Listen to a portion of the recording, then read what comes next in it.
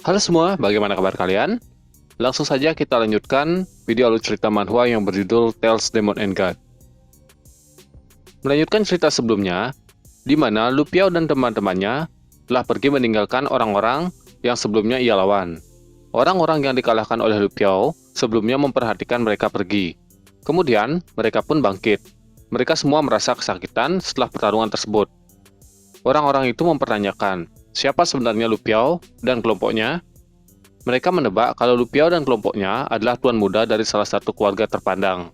Karena mereka memiliki pengawal yang kuat. Orang-orang itu pun memaki Lu Piao dan kelompoknya. Berpindah ke Lu Piao yang sedang dihadang oleh tengkorak dengan ukuran yang sangat besar. Itu membuat Lu Piao panik. Teman-teman Lu Piao bersiaga.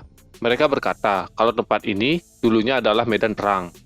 Kemungkinan tengkorak tersebut adalah para jiwa ahli yang gugur saat peperangan. Dusei pun bergabung dengan roh iblisnya. Berpindah ke tempat Nili dan teman-temannya, Nili merasakan aura yang sangat kuat di sekitarnya, dan banyak ahli peringkat demigod menuju tempat tersebut. Nili menanyakan kepada Xiaoyu, akan tetapi Xiaoyu tidak mengetahuinya. Nili menjadi kecewa, karena Nili mengira kalau Xiaoyu mengetahui segalanya.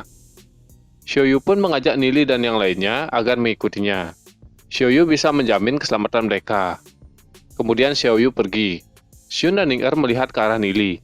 Nili pun berkata untuk mengikuti Xiaoyu, tapi tetap mengingatkan agar tidak terlalu percaya kepada semua ucapan Xiaoyu.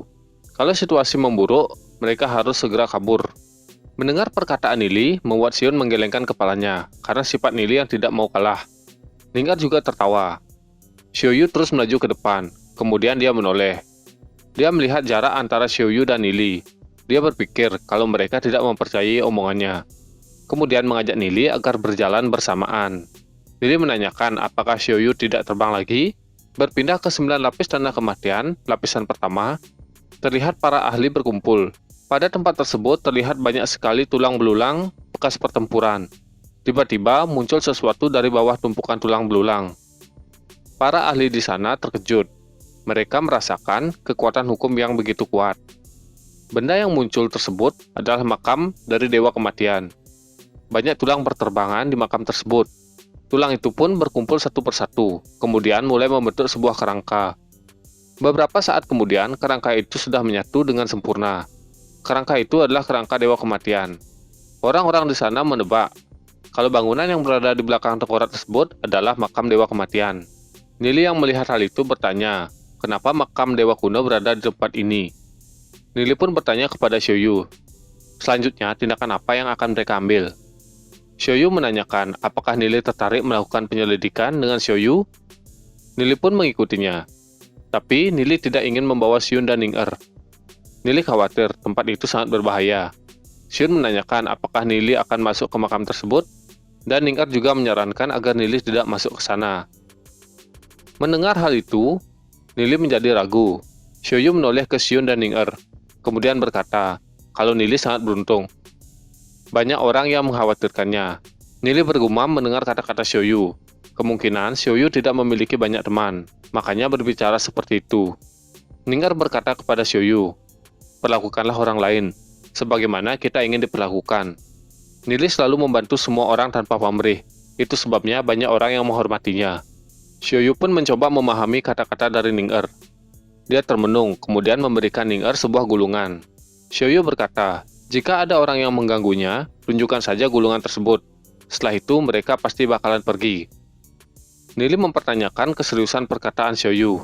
Xiaoyu pun meyakinkan Nili. Pada akhirnya, Nili pun mempercayainya.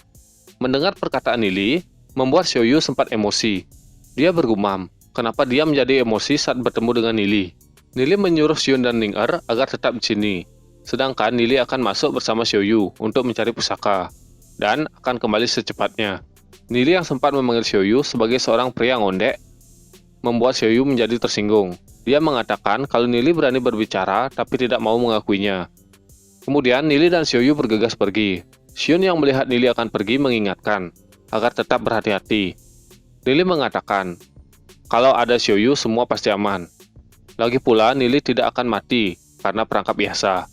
Kalaupun Xiaoyu mati karena perangkap, Nili pasti akan selamat. Perkataan Nili membuat Xiaoyu tersinggung. Nili yang melihat Xiaoyu tersinggung mengatakan, Kalau seorang kultivator seharusnya bisa menahan emosinya, karena itu akan membuat kultivator tersesat ke jalan iblis dan mati karena ledakan kekuatan jiwa. Xiaoyu pun tidak menghiraukan Nili. Dia pergi dan akan menunggu Nili di pintu masuk. Akhirnya Xiaoyu pun pergi. Nili menyuruh Xiun dan Ning Er bersembunyi dan jangan kemana-mana. Kalau ada yang mengganggu, tunjukkan saja gulungan emas yang diberikan Xiaoyu. Xiaoyu itu pasti bukan orang biasa, dia pasti orang yang berpengaruh. Setelah mereka selesai mengobrol, Nili segera pergi. Nili melihat tumpukan tengkorak yang sangat banyak, kemudian dia berhenti. Xiaoyu pun menyuruh Nili agar lebih cepat. Nili mengatakan kalau dia belum bisa berjalan di udara, dan meminta Xiaoyu untuk menggendongnya. Xiaoyu pun tidak mau menggendongnya, dan melemparkan sehelai kain ke arah Nili. Xiaoyu meminta Nili agar memegang kain tersebut, kemudian Nili akan ditarik. Nili berkata kalau mereka adalah laki-laki. Karena itu, tidak masalah kalau berpegangan tangan, tapi kalau menggunakan kain akan menjadi aneh. Xiaoyu pun hanya terdiam. Mereka berdua saling memegang ujung kain tersebut. Xiaoyu berkata kalau dia punya germaphobia. Xiaoyu takut kalau tangannya kotor. Nili pun ditarik terbang oleh Xiaoyu. Saat terbang, Nili tidak sengaja melihat sulaman pada kain yang dipegangnya. Melihat sulaman bunga pada kain tersebut, Nili berpikir kalau itu adalah lambang keluarganya. Nili pun akan mengingat gambar tersebut. Mereka berdua pun turun. Di atas Nili dan Xiaoyu terdapat banyak ahli. Nili mengajak mereka untuk masuk ke dalam makam. Di depan makam terdapat tengkorak yang sedang menjaga makam tersebut. Xiaoyu berkata ke Nili kalau mereka harus melihat kekuatan kerangka itu sebelum masuk ke dalam. Terlihat, para ahli mulai menyerang kerangka tengkorak tersebut. Para ahli itu pun mengeluarkan serangannya. Serangan dari para ahli itu mengarah ke kerangka tersebut. Sebelum serangan itu mengenai kerangka tengkorak, muncullah kapak tengkorak. Dan mata tengkorak itu bersinar. Tengkorak itu mengeluarkan tebasan. Serangan dari para ahli bertabrakan dengan serangan dari kerangka tengkorak. Dari benturan tersebut, muncul ledakan yang sangat besar. Terdapat banyak bentrokan kekuatan hukum. Bentrokan itu sangat berbahaya. Beberapa dampak serangan itu mengarah ke arah Nili dan Xiaoyu. Nili memperingatkan Xiaoyu agar berhati-hati. Xiaoyu pun mengeluarkan kemampuannya dan memblokir serangan yang datang. Melihat kemampuan Xiaoyu membuat Nili kagum. Serangan itu dilenyapkan oleh Xiaoyu. Nili tidak tahu kekuatan apa yang dia gunakan. Tapi kemampuan Xiaoyu bisa dengan mudah melenyapkan serangan dari ahli peringkat demigod. Nili yakin kekuatan Xiaoyu sudah berada di peringkat demigod. Kalau mereka bertarung, Nili bakalan kesulitan menghadapinya. Kerangka tengkorak itu mulai mengamuk dan mengeluarkan serangan. Serangan itu berisikan kekuatan hukum kematian yang begitu kuat. Serangan itu mengarah ke para ahli. Bagaimana kelanjutan ceritanya? Jadi kita akan lanjutkan pada video selanjutnya. Jangan lupa like, komen, dan subscribe. Terima kasih.